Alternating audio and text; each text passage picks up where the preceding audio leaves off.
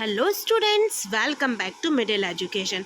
Students, ये video class 9 के students के लिए है। जैसा कि आज उनका साइंस और इंग्लिश सब्जेक्ट का टेस्ट हो चुका है, आई होप आपका टेस्ट बहुत अच्छा गया होगा। और इसी तरीके से यदि आप मिडिल एजुकेशन के साथ बने रहेंगे तो आप एग्ज़ाम में डेफिनेटली बहुत अच्छा स्कोर करेंगे। तो अब मैं वीडियो लेकर आ गई हूँ आपके लिए सोशल साइंस का, जो कि आपका कल टेस्ट होने वाला है। कल आपका सोशल साइंस का और उसके साथ साथ मैथ्स का टेस्ट होगा। तो ये जो फर्स्ट वीडियो है वो सोशल साइंस के लिए है। इसमें मैं आपको सोशल साइंस का पूरा टेस्ट और साथ में उसका फुल सॉल्यूशन बहुत ही अच्छे से सरल भाषा में एक्सप्लेन करूंगी। इसके बाद जो नेक्स्ट वीडियो है वो होगी आपका मैथ्स की। मैथ्स में भी मैं आपको सारे क्वेश्चंस को बहुत अच्छे से हल करके आपको एक एक स्टेप बाय स्टेप समझाऊंगी। तो इसी तरीके से यहाँ पे मिडिल एजुकेशन के साथ वीडियोस में बने रहिए।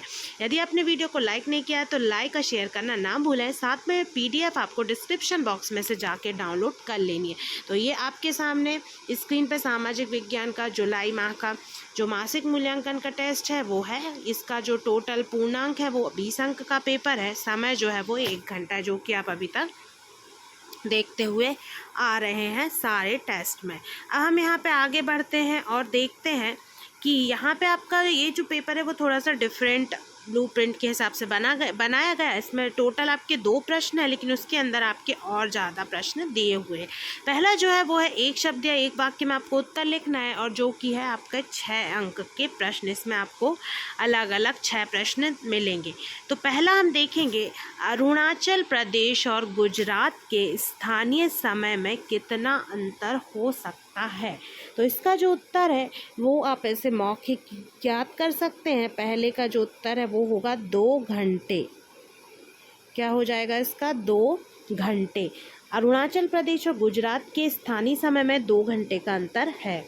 अब दूसरा प्रश्न है, कर्क रेखा भारत के कौन कौन से राज्यों से होकर गुजरती है। इसका आपको नाम लिखना है। तो कर्क रेखा जो है वो 8 राज्यों से होकर गुजरती है। ये आपको ध्यान में रख लेना है। 8 राज्यों से होकर गुजरती है, जिसमें कौन कौन से राज्य हैं?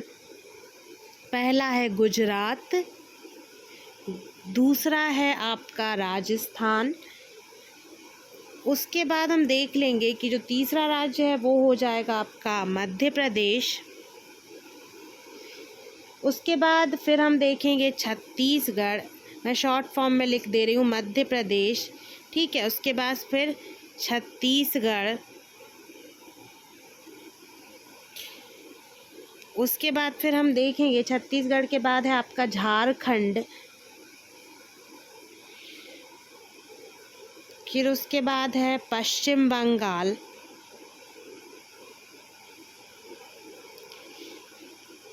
तो कितने हो गए? 1 2 3 4 5 6। अब 2 राज्य और बचे हैं, तो 2 राज्य और हैं आपके त्रिपुरा,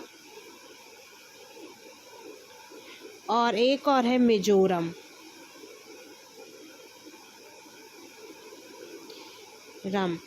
मिजोरम। तो ये आपके थे 5 राज्य, जो कि मैंने आपको यहाँ पे लिखवा दिए हैं। तो अब आपको ये ध्यान में रखना है कि जो 8 राज्य हैं वो कौन कौन से हैं जिनसे कर्क रेखा, ये GK का बहुत इंपॉर्टेंट क्वेश्चन है, कर्क रेखा होकर गुजरती है। तो गुजरात, राजस्थान, मध्य प्रदेश, छत्तीसगढ़, त्रिपुरा, झारखंड, पश्चिम बंगाल और मिजोरम। अब उसके बाद हम आगे बढ़ते हैं, देखते हैं स्थायी पूंजी किसे कहते हैं। तो स्थायी पूंजी से तात्पर्य उस पूंजी से है जो स्थायी संपत्तियों का क्रय करने में लगाई जाती है। जो स्थायी संपत्तियों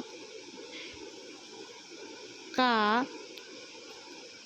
क्रय करने के लिए लगाई जाती है। स्थायी संपत्तियों का क्रय करने लगाई जाती है, ठीक है। तो उसको क्या बोलते हैं? स्थायी पूंजी। स्थायी संपत्तियों का जिसके द्वारा क्रय किया जाता है, मतलब स्थायी संपत्तियों की जिसके द्वारा खरीद की जाती है, तो उसे स्थायी पूंजी कहा जाता है। तो आप ऐसे लिखेंगे कि स्थायी पूंजी से तात्पर्य उस पूंजी से है जो स्थायी संपत्तियों का क्रय करने के लिए उपयोग में लाई जाती है, या फिर स्थायी संपत्तियों का क्रय करने के लिए लगाई जाती है। अब उसके बाद आगे बढ़ेंगे, देखेंगे हम क्वेश्चन नंबर 4।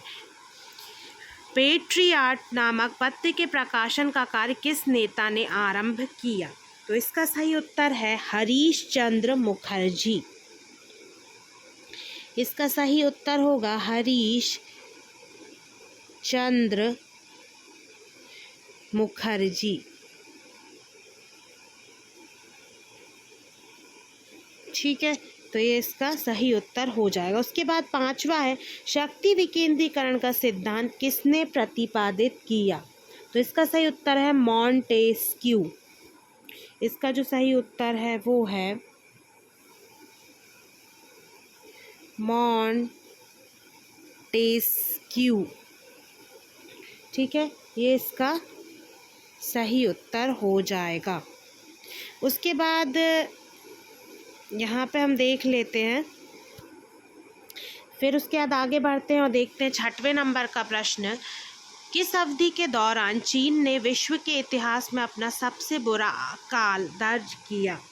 तो ये था 1958 से 1961। 1958 से 1961 इस अवधि में सबसे बुरा जो काल है वो दर्ज किया गया। अब हम आगे बढ़ते हैं और देखते हैं, ये आपके थे 6 अंक के प्रश्न। अब है यहाँ पे आपके 2 अंकीय प्रश्न, जो कि 7 प्रश्न यहाँ दिए हुए हैं, तो आपके को इनके उत्तर लिखना है। पहला प्रश्न है, लोकतंत्र में अभिव्यक्ति की स्वतंत्रता के अधिकार का क्या महत्व है? तो ये जो अभिव्यक्ति की स्वतंत्रता है वो अनुच्छेद 19 में दी गई है, इसका वर्णन किया गया है।